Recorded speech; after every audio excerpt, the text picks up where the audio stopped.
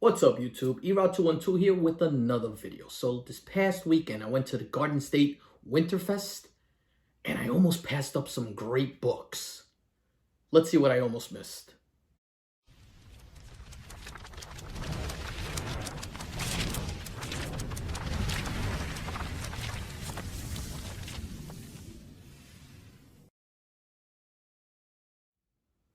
All right. So like I was saying, Garden State Winterfest, I believe it was called. It was about an hour and 15-minute ride, but I had made arrangements, and me and my boy Manny NYC were gonna meet up at the show. Guys like Larry Hammer. There were quite a few good artists that were there. Nice artist list there with a little artist alley, and they had CGC witnesses. Now Garden State Comic Fest does a couple of shows a year. Sometimes inside a mall. They also have a hockey arena that they rent out. But this was a new venue for them. And you know what? Let me show you the show floor so you can see what I'm talking about, and then we'll talk about the books.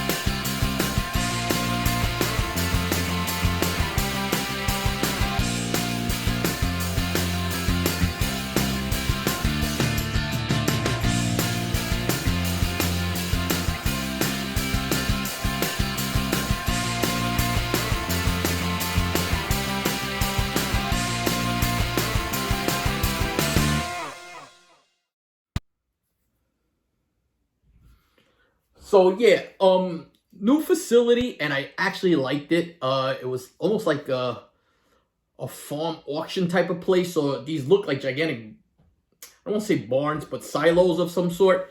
And they had two areas set up. One was bigger with all this comics, and then there was another one with some more stuff. Now this shows had a little bit of pop. It was like a pop culture show, so you had people selling swords, all different types. There's cosplay, but there were some really good comics. So I walk in, I see one of the vendors I know, Mike, and right away I'm going through his stuff. He always gives me great deals, and I buy 2 books off of him. But before I leave, Mike was like, hey, go take a look at that booth over there, because you might want to see what he's got. He's got some nice Golden Age stuff. Now, you don't see a lot of good Golden Age or affordable Golden Age stuff at these shows. But at this show, this guy I was talking to him, didn't own a brick and mortar, but had been selling books for many, many years. And he was just moving affordable Golden Age stuff, but it wasn't like just like randoms. It was affordable Batman, Superman, Wonder Woman books like that. So I picked up 2 really, really nice copies. I picked up Batman number 76. Now, front cover is detached, back is attached, so it's a fair. But for the price I got it, a Golden Age Batman, and then I got this one from him also, issue number 71. I was just stoked to have this. This is fully attached. It has a spine split about almost halfway up it. So it's probably in that 2.5 range, but man, some Golden Age Batman goodness. You can't beat that. And then continued to walk around. At this point, I hadn't met up with Manny yet, but I was just digging in the bins. There was a booth all the way to the back, and the guy had 50% off marked books, and he had copper, bronze, and there was some decent stuff in there. Nothing spectacular that caught my eye. But I did pick this up there. It's Submariner Annual number 1. I like to get the first annuals, and this is a nice square bound, in good shape. And I picked up Daredevil number 1 annual. This is with the Emissaries of Evil. I was talking about this the other day on Whatnot, and if you're not subscribed to Whatnot, I'll leave a link in the description.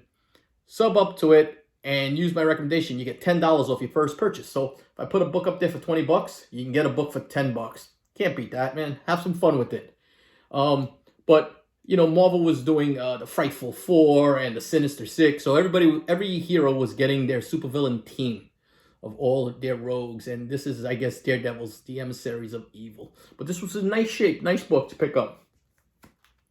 So kind of did the walkthrough on that show. Excuse me, that silo there, and I went to the other one, which was to the left. And I walked in, and this one was more fluff than comics. It had all the other stuff.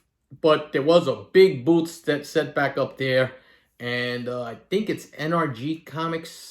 I'm trying to remember. But anyway, my man Gerard sets up with them, and he had great inventory. I've seen him. He sets up King Kong all the time. Besides that, a little reference to King Kong. End of March, King Kong 4 coming up. 2-day event, so check it out. Make sure you get there. I'll leave a little thing in the back of this video here just to show you what it's all about. But I believe if you hit MTG up, there's a hotel code and everything that you guys can use. It's going to be a great, great show. But I picked up books like this. Flash 142.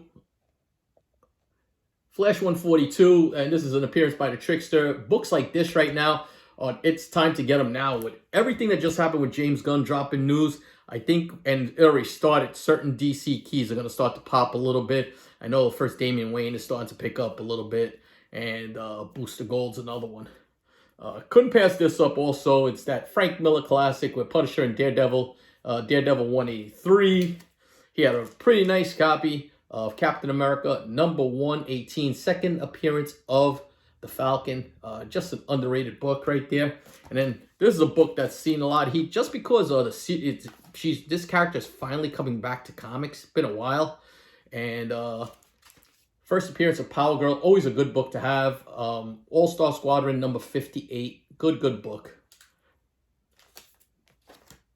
And then as I was leaving him, I was walking out. And like I said, a lot of fluff. Guy had like newspapers and stuff like that. But he had like 4 boxes of dollar books. So I said, I always look. So I start looking through the dollar books, and lo and behold, I find this book there.